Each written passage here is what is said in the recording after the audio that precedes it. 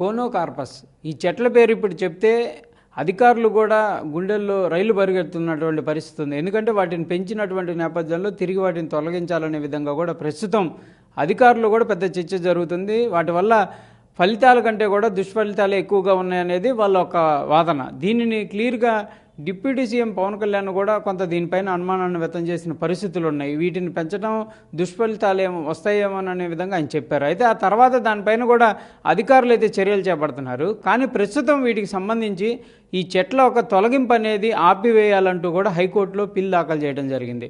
ప్రస్తుతం పిల్ దాఖలు చేసినటువంటి జనచైతన్య వేదిక వల్లంరెడ్డి లక్ష్మణరెడ్డి గారు మనతో పాటు ఉన్నారు. ఆయన అడుగుదాం, అసలు ఏంటి, ఎందుకు వేశారు, ఎందుకు ఆపమంటున్నారు, దుష్ఫలితాలు ఉన్న చెట్లను ఎందుకు పెంచాలంటున్నారు అనేది అడిగేటటువంటి ప్రయత్నం చేద్దాం. సార్, ఆంధ్రప్రదేశ్ మొత్తం ఒకటే చర్చ, ఆ చెట్లను తీసేయండి, వాటి వల్ల ఉపయోగం లేదంటున్నారు, మీరు మాత్రం వాటిని ఆపమన్నారు. ఏంటి అసలు?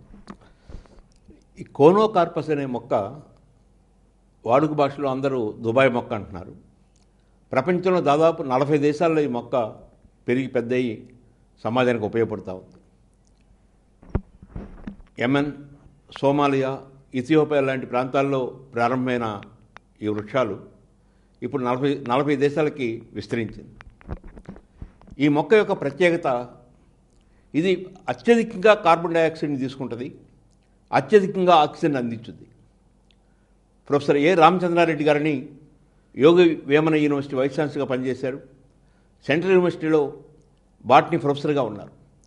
వారు ఒక 3 సంవత్సరాల పాటు పరిశోధన చేసి భారతదేశంలో అత్యధికంగా కార్బన్ డైఆక్సైడ్ తీసుకునే మొక్క కోనోకార్పస్ అని, అత్యధికంగా ఆక్సిజన్ ఇస్తుందని, పర్యావరణానికి ఎంతో ఉపయోగపడుతుందని, ధ్వని కాలుష్యాన్ని వాయు కాలుష్యాన్ని అది తగ్గిస్తుందని, పర్యావరణం చాలా వేగంగా అభివృద్ధి కావడానికి, వాతావరణ పరిస్థితులు అనుకూలంగా మారడానికి ఈ మొక్క ఉపయోగపడుతుందని తన పరిశోధనలు చెప్పారు.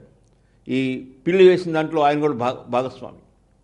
మరొక ప్రొఫెసరు కె బయ్యప్పరెడ్డి గారు నాగార్జున యూనివర్సిటీలో బాటనీ ప్రొఫెసరు. ఆయన 4 సంవత్సరాల పాటు యెమెన్ అనే దేశంలోకి వెళ్ళి అక్కడ పరిశోధనలు చేసి అక్కడ విజిటింగ్ ప్రొఫెసర్గా కొనసాగుతూ ఈ మొక్క మీదనే పరిశోధన చేసి ఈ మొక్క ఇండియా లాంటి దేశానికి వస్తే ఎక్కువ ఉపయోగపడుతుంది, ఇక్కడ ఉష్ణ ప్రాంతంలో ఎండాకాలం మంచి నీడనివ్వటానికి, మంచి గాలిని ఇవ్వటానికి, మంచి ఆక్సిజన్ ఇవ్వటానికి, ఎక్కువ కార్బన్ డైఆక్సైడ్ తీసుకోవడానికి, కాలుష్యాన్ని తగ్గించడానికి ఇదంతా ఉపయోగపడుతుందని ఆ మొక్కను తీసుకొచ్చిన వ్యక్తి కూడా ప్రొఫెసర్ బయ్యప్పరెడ్డి గారు. వారు కూడా ఈ పిల్లలో ఒక వ్యక్తిగా ఉన్నారు. ఎంత విష ప్రచారం జరుగుతుందంటే ఈ కోనోకార్పస్ అనే మొక్క ఆక్సిజన్ పీల్చుకొని కార్బన్ డైఆక్సైడ్ విడుదల చేస్తుంది అని ఒక ప్రచారం పెద్ద ఎత్తున ఉంది.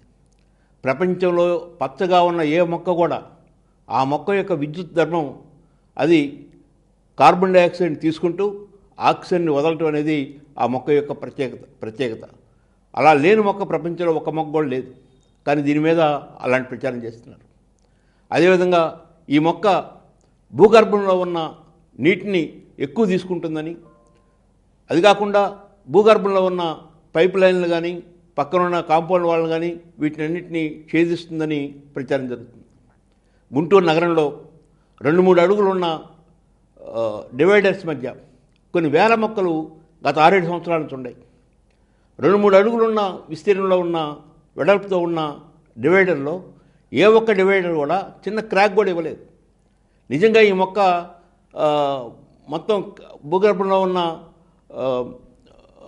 వాటిని ధ్వంసం చేస్తారనే అభిప్రాయం వాస్తవమైతే ఇక్కడ ఈ డివైడర్ అంతా చిరిపోయి ఉండాలి. కానీ ఏ ఒక్క డివైడర్ కూడా దెబ్బతినలేదు. ఈ మొక్క పైన ఒక్క కాయకు కూడా ఒక పిట్ట కూడా వాలదని ప్రచారం జరుగుతూ ఉంది. కానీ మొక్క దగ్గరికి వెళ్ళి చూస్తే చిన్న చిన్న పిట్టలు, చాలా చిన్నవి, చాలా స్వల్పమైనవి ఆడ గూడు కట్టుకొని ఉంటున్న పరిస్థితి. ఈ మొక్క మంచి ఫలాలను ఇవ్వదు, మంచి పువ్వులు ఇవ్వదు, మంచి వాసన రావటం లేదు అంటున్నారు. కానీ ప్రపంచంలో ఏ మొక్క కూడా అన్ని ప్రయోజనాలకు అందించదు. కొన్ని పూలు అందించే మొక్కలు ఉంటాయి, కొన్ని పండ్లు అందించే మొక్కలు ఉంటాయి, కొన్ని గ్రీనరీ అందించే మొక్కలు ఉంటాయి, కొన్ని ఎక్కువ ఆక్సిజన్ అందించే మొక్కలు ఉంటాయి. మనం ఈ మొక్క నుంచి మనం చూడాల్సింది, ఈ మొక్క 100 మొక్కలు నాటితే 100 మొక్కలు బతుకుతాయి. దానికి నీళ్లు పోయినక్కర్లా, చుట్టూ ట్రీ గార్డ్ పెట్టినక్కర్లా, ఏదో మేకలో, గొర్రెలో, గేదెలో, ఆవులో వచ్చి తింటాయని భయపడినక్కర్లా, వాటందరే పెరుగుతాయి. కానీ ఈరోజు మన సమాజంలో ఈ మొక్కల మాఫియా ఒకటి బయలుదేరి ఈ మొక్కలను చంపకపోతే మేము వెళ్ళి మొక్కలు నాటలేము, మేము ప్రతి సంవత్సరం వన మహోత్సవనో ఏదో ఒక మహోత్సవాన్ని పేరు పెట్టి 1 కోటి మొక్కలు 5 కోట్ల మొక్కలు 10 కోట్ల మొక్కలు నాటామని చెప్పి ఆ డబ్బులు స్వాహా చేసి 10 కోట్ల మొక్కలు నాటుతామని చెప్పి 10 లక్షల మొక్కలు నాటితే ఆ 10 లక్షల మొక్కల్లో 100 మొక్కలు కూడా బతకకుండా ఉన్న పరిస్థితిని మనం చూస్తూ ఉన్నాం. కానీ ఈ మొక్కల పరిస్థితి కాదు. ఈ మొక్కలు ఎన్ని మొక్కలు నాటితే అన్ని మొక్కలు బతుకుతున్నాయి. ఎలాంటి పర్యవేక్షణ లేకపోయినా, ఎలాంటి అదనపు ఖర్చు లేకపోయినా ఆ మొక్కలు పెరుగుతూ ఉన్నాయి. ఒక్కొక్కటి 20 అడుగులు 30 అడుగులు హైట్కి వచ్చినాయి. ఈరోజు ఒక ఆంధ్రప్రదేశ్లోనే 40 లక్షల మొక్కలు రోడ్ల పక్కన, డివైడర్ల దగ్గర, మున్సిపాలిటీల్లో, పెద్ద పెద్ద కర్మాగారాల్లో కొనసాగుతూ ఉన్నాయి. నువ్వు మొక్కలు నాటడం మానేసి ఉన్న మొక్కలను ధ్వంసం చేయటం అనేది తప్పని మేము భావిస్తున్నాం. మా ఉద్దేశం ఏంటంటే ఒక నేషనల్ ల్యాబొరేటరీస్తో మంచి సైంటిస్టులతో ఒక కమిటీ వేసి వారి నివేదిక తీసుకోండి. ఈ మొక్క ఆస్మానిస్తుందా, ఈ మొక్క వలన ఎలర్జీ వస్తుందా, ఈ మొక్క వలన ఎలాంటి నష్టాలు ఉన్నాయి అనేది అధ్యయనం చేయండి. కానీ అధ్యయనం చేసిన ప్రొఫెసర్ రామచంద్రారెడ్డి లాంటి వాళ్ళు చెప్పారు, ఈ మొక్క ఎక్కువ ప్రయోజనాలు అందిస్తుంది, ఈ మొక్క ఎక్కువ కార్బన్ డైఆక్సైడ్ పీల్చుకుంటుంది, ఎక్కువ ఆక్సిజన్ ఇస్తుందని. 22% మిగతా మొక్కలతో పోల్చుకుంటే 22% అదనంగా కార్బన్ డైఆక్సైడ్ తీసుకుంటుందని.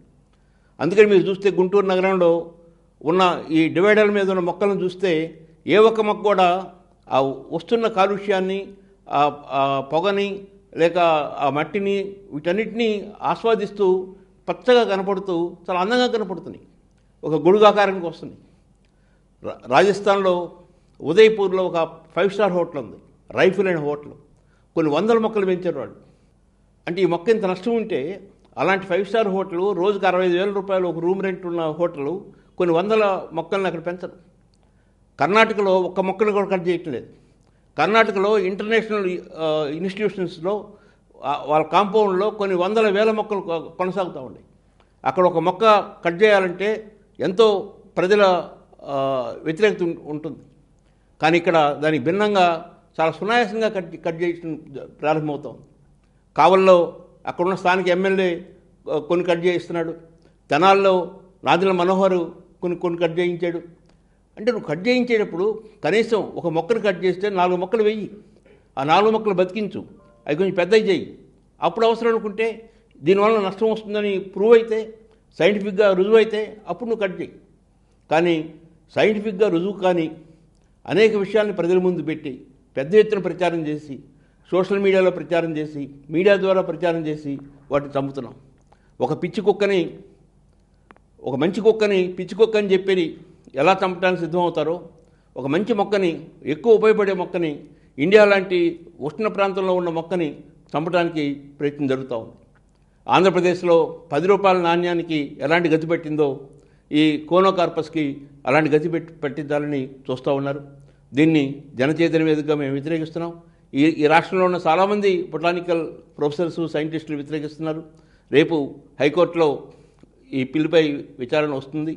ఈ రాష్ట్ర ప్రభుత్వాన్ని నా కోరిక ఏంటంటే మీరు తప్పకుండా ఒక మంచి కమిటీ వేయండి సైంటిస్టులతో, అది కూడా జాతీయ స్థాయిలో, అంతర్జాతీయ స్థాయిలో పేరున్న వాళ్ళతో ఆ కమిటీ వేయండి. ఆ కమిటీ రిపోర్ట్ వచ్చేంత వరకు ఈ ఒక్క మొక్కని కట్ చేయకుండా ఉండండి. వాటా యాక్ట్ అని ఒక మంచి యాక్ట్ తీసుకొచ్చారు ఈ రాష్ట్రం. మొక్కల్ని కట్ చేయాలంటే అధికారికంగా ఆమోదించాలి, ఒక కమిటీ ఒప్పుకోవాలి, అధికారికంగా లిఖితపూర్వకంగా ఇవ్వాలి, అప్పుడు మాత్రమే మొక్కను కట్ చేయాలని వాటా చట్టం తెలియజేస్తుంది. అలా దానికి భిన్నంగా కట్ చేస్తే వారి మీద ఫైన్ వేయటం కానీ కఠిన శిక్షలు కానీ ఉందని ఆ చట్టం తెలియజేస్తుంది. కానీ గత 2 సంవత్సరాల నుంచి ఆ చట్టాన్ని ఎక్కడా ఉపయోగించట్లేదు. ఉపయోగించకపోగా అనేక మంది దాన్ని కట్ చేయమని చెబుతూ ఉన్న పరిస్థితి. ప్రజల్లో కూడా మౌత్ టు మౌత్ ప్రచారం జరుగుతూ ఉంది. ఈ మొక్క కానోకార్పసా, ఇది దీనివల్ల ఆ జబ్బు వస్తుంది, ఈ జబ్బు వస్తుందని చాలా స్కూల్స్లో వేశారు, చాలా హాస్పిటల్స్లో వేశారు.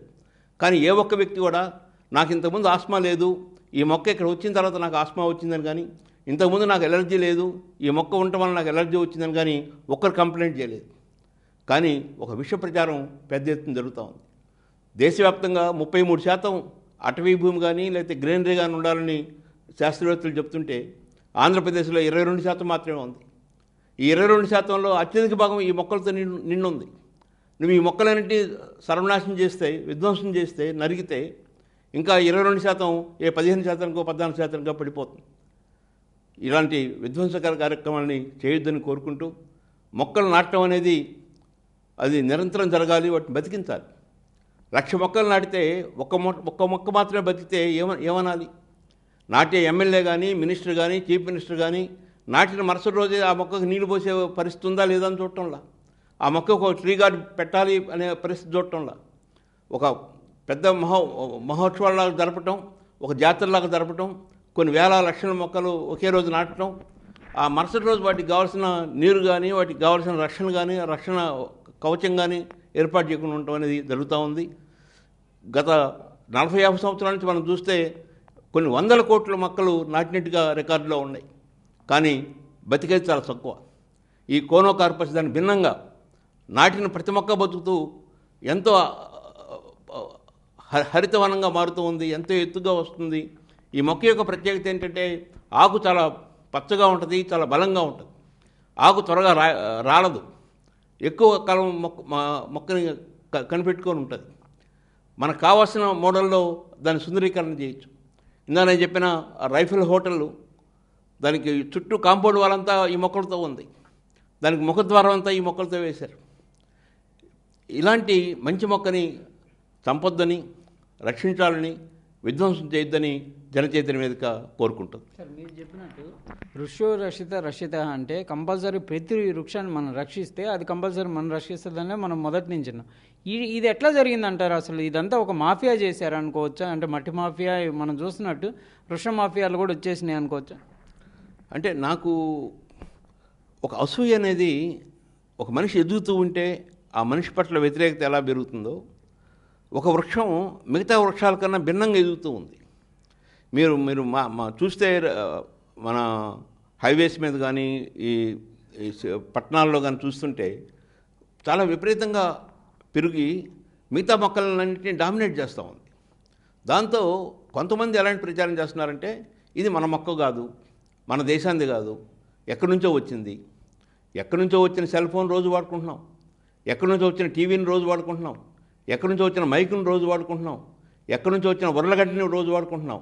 కానీ ఎక్కడి నుంచో వచ్చి మనకెంతో ఉపయోగపడుతూ, మన కార్బన్ డైఆక్సైడ్ని ఎక్కువ పీల్చుకుంటూ, మన కాలుష్యాన్ని తగ్గిస్తూ, మన వాయు కాలుష్యాన్ని, ధ్వని కాలుష్యాన్ని స్వీకరిస్తూ ఇంత ప్రయోజనం కలిగిస్తున్న కోనోకార్పస్కి అది విదేశీ మొక్క అనే ఒక పేరు పెట్టడం ఒకటి. సార్, మన వృక్షాలను కూడా బతకనియట్లే కదా సార్. రావి వృక్షాలు ఎక్కడ కనబడట్లా, వేప చెట్లు కనబడట్లా. అదేమనంటే రూట్స్ అనేది బిల్డింగ్లు డ్యామేజ్ చేస్తాయి అంటారు. మనయే పెంచట్లేదు కదా. ఇప్పుడు మనం గమనిస్తే ఒకప్పుడు రైతు తన పొలాల్లో మంచి వేప చెట్టు ఉంచుకునేవాడు. ఆ వేప చెట్టు బాగా పెరిగితే ఆ వేప చెట్టు కింద పగలు ఒక మంచం వేసుకుని కూర్చొని ఆ మంచి గాలిని, ఆక్సిజన్ పీల్చుకునేవాడు. ఈరోజు పొలాల్లో ఉన్న వేప చెట్లు అన్నీ కట్ చేస్తున్నారు. ఒక 10,000 రూపాయలు, 12,000 రూపాయలు వస్తాయని. ఇళ్ల ముందు ఉన్న చాలా రకరకాల మొక్కల్ని అనేక రకాల పేర్లు పెట్టి మూఢనమ్మకాలతో ఈ మొక్క ఉండకూడదు, ఆ మొక్క ఉండకూడదు అని కట్ చేశారు.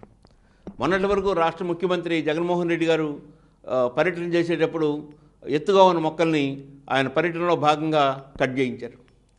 ఇలా చెప్పుకుంటూ వెళ్తే మొక్కను పెంచడం కన్నా మొక్కను కట్ చేయడం ఎక్కువైపోతూ ఉంది. ముఖ్యంగా పట్టణాల్లో ఇంతకుముందు ఇండిపెండెంట్ హౌసెస్ ఎక్కువ ఉండేది, ఇప్పుడు అన్ని అపార్ట్మెంట్స్ వచ్చేస్తూ ఉంటాయి. స్థలానికి చాలా విలువ పెరుగుతూ ఉంది. అంతకుముందు ప్రతి ఇంటికి చుట్టూ ఒక మామిడి చెట్టో, ఒక సపోటా చెట్టో, నిమ్మ చెట్టో, లేకపోతే ఒక కరివేప చెట్టో, ఒక మునగ చెట్టో రకరకాలు ఉండేవి. కానీ వాటన్నిటిని ధ్వంసం చేస్తున్నారు.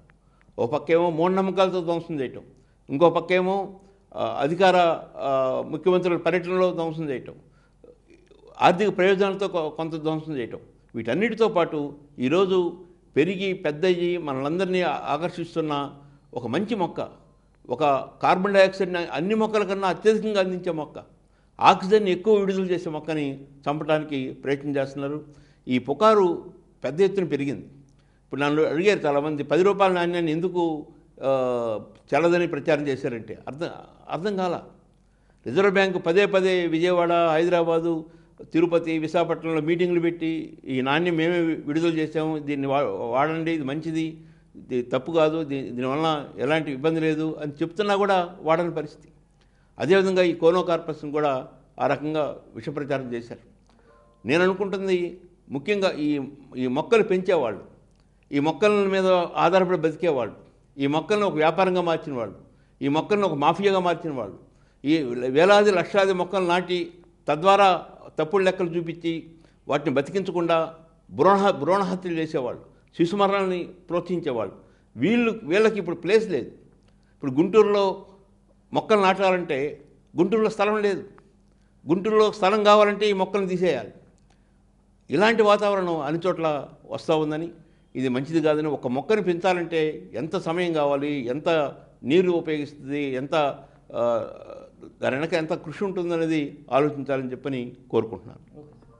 ఇది ప్రధానంగా కూడా కోనోకార్పస్ మొక్క యొక్క ఫలితాలు తెలియక దానిపైన తప్పుడు ప్రచారం ప్రజల్లోకి వెళ్ళడంతో దానిని పూర్తి నెగిటివ్గా చూస్తున్నారనే విధంగా కూడా లక్ష్మణ్ రెడ్డి చెప్తున్నటువంటి పరిస్థితి ఉంది. కంపల్సరీగా దీనిపైన అవగాహన తెచ్చుకోవాలి. ప్రజలు కాదు, ముందు అధికారులు దీనిపైన అసలు ఇప్పటివరకు శాస్త్రీయంగా రుజువైనటువంటి పరిస్థితి లేదు, దానివల్ల దుష్ఫలితాలు ఉంటాయనేది ఏ శాస్త్రవేత్త కూడా చెప్పనప్పటికీ ఇది ఓన్లీ కల్పితమైనటువంటి సోషల్ మీడియాలో జరిగినటువంటి అసత్య ప్రచారం వల్ల మంచి మొక్కను కూడా దూరం చేస్తున్నటువంటి పరిస్థితి ఉంది. కాబట్టి కంపల్సరీగా అధికారులు దీనిపైన ముందు అవగాహన తెచ్చుకోవాలి. ప్రస్తుతం దీనిపైన హైకోర్టులో కూడా పిల్లు వేసిన నేపథ్యంలో రేపు విచారణకు వచ్చేటటువంటి అవకాశం ఉన్నట్లు కూడా చెప్తున్నారు. కంపల్సరీగా మరి కోర్టు ఎలాంటి తీర్పునిస్తుంది అనేది కూడా చూడాల్సినటువంటి పరిస్థితి అయితే కనిపిస్తుంది. కెమెరామెన్ సిద్ధుతో సాయి శంకర్, గుంటూరు నుంచి. For more videos like this, subscribe Big TV channel.